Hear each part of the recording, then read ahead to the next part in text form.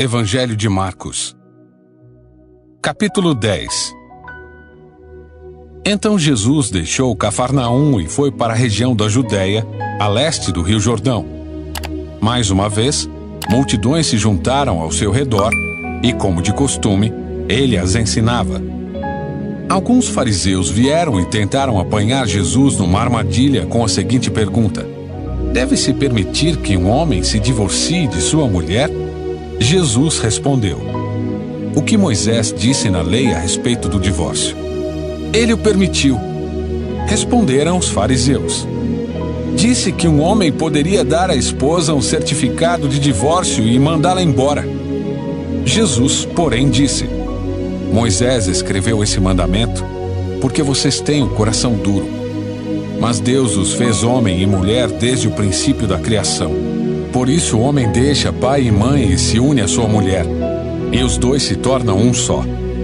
Uma vez que já não são dois, mas um só, que ninguém separe o que Deus uniu. Mais tarde, quando Jesus estava em casa com seus discípulos, eles tocaram no assunto outra vez.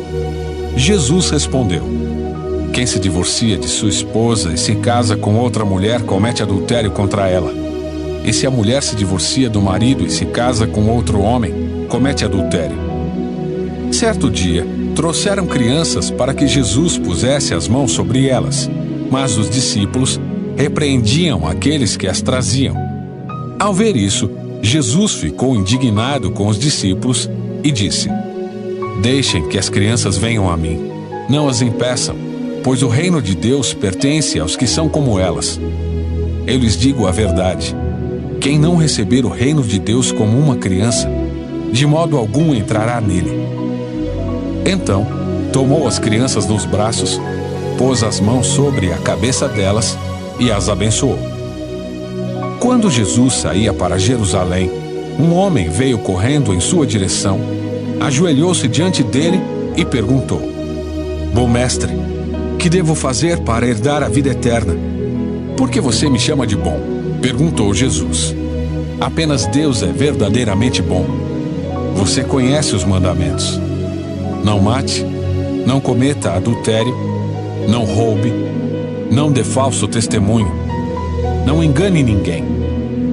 Honre seu pai e sua mãe. O homem respondeu: mestre, tenho obedecido a todos esses mandamentos desde a juventude. Com amor, Jesus olhou para o homem e disse: ainda há uma coisa que você não fez. Vá, venda todos os seus bens e dê o dinheiro aos pobres. Então você terá um tesouro no céu. Depois, venha e siga-me. Ao ouvir isso, o homem ficou desapontado e foi embora triste, pois tinha muitos bens.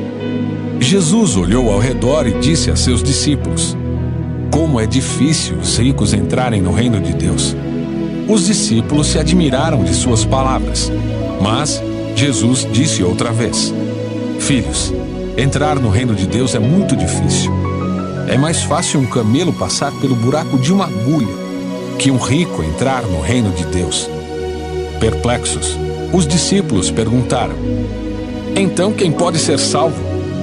Jesus olhou atentamente para eles e respondeu: para as pessoas isso é impossível, mas não para Deus. Para Deus tudo é possível. Então Pedro começou a falar: deixamos tudo para segui-lo. Jesus respondeu: eu lhes garanto que todos que deixaram casa, irmãos, irmãs, mãe, pai, filhos ou propriedades por minha causa e por causa das boas novas, receberão em troca neste mundo 100 vezes mais casas, irmãos, irmãs, mães, filhos e propriedades, com perseguição. E no mundo futuro terão a vida eterna. Contudo, muitos primeiros serão os últimos, e muitos últimos serão os primeiros. Por esse tempo, subiam para Jerusalém e Jesus ia à frente. Os discípulos estavam muito admirados e o povo que o seguia tinha grande temor. Jesus chamou os 12 à parte e, mais uma vez, começou a descrever tudo o que estava prestes ali a acontecer. Ouçam, disse ele, estamos subindo para Jerusalém. onde o Filho do Homem será traído e entregue aos principais sacerdotes e aos mestres da lei. Eles o condenarão à morte e o entregarão aos gentios. Zombarão dele, cuspirão nele, o açoitarão e o matarão. Mas depois de 3 dias, ele ressuscitará. Então Tiago e João, filhos de Zebedeu, vieram e falaram com ele: Mestre, queremos que nos faça um favor. Que favor é esse? Perguntou ele. Eles responderam: Quando o Senhor se sentar em seu trono glorioso, queremos nos sentar em lugares de honra ao seu lado, um à sua direita e outro à sua esquerda. Jesus lhes disse: Vocês não sabem o que estão pedindo. São capazes de beber do cálice que beberei? São capazes de ser batizados com o batismo com que serei batizado? Somos, responderam eles. Então Jesus disse: De fato, vocês beberão do meu cálice e serão batizados com o meu batismo. Não cabe a mim, no entanto, dizer quem se sentará à minha direita ou à minha esquerda. Esses lugares serão daqueles para quem eles foram preparados. Quando os outros 10 discípulos ouviram o que Tiago e João haviam pedido, ficaram indignados. Então Jesus os reuniu e disse: Vocês sabem que os que são considerados líderes neste mundo têm poder sobre o povo e que os oficiais exercem sua autoridade sobre os súditos. Entre vocês, porém, será diferente. Quem quiser ser o líder entre vocês, que seja servo. E quem quiser ser o primeiro entre vocês, que se torne escravo de todos.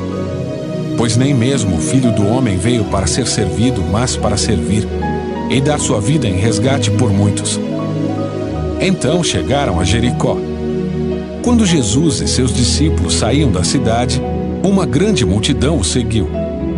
Um mendigo cego chamado Bartimeu, filho de Timeu, estava sentado à beira do caminho. Quando Bartimeu soube que Jesus de Nazaré estava perto, começou a gritar: Jesus, filho de Davi, tenha misericórdia de mim. Muitos lhe diziam aos brados: Cale-se! Ele, porém, gritava ainda mais alto: Filho de Davi, tenha misericórdia de mim! Quando Jesus o ouviu, parou e disse: Falem para ele vir aqui. Então chamaram o cego. Anime-se, disseram. Venha, ele o está chamando. Bartimeu jogou sua capa para o lado, levantou-se de um salto e foi até Jesus. O que você quer que eu lhe faça? Perguntou Jesus. O cego respondeu: Rabi, quero enxergar. Jesus lhe disse: Vá, pois sua fé o curou. No mesmo instante, o homem passou a ver e seguiu Jesus pelo caminho.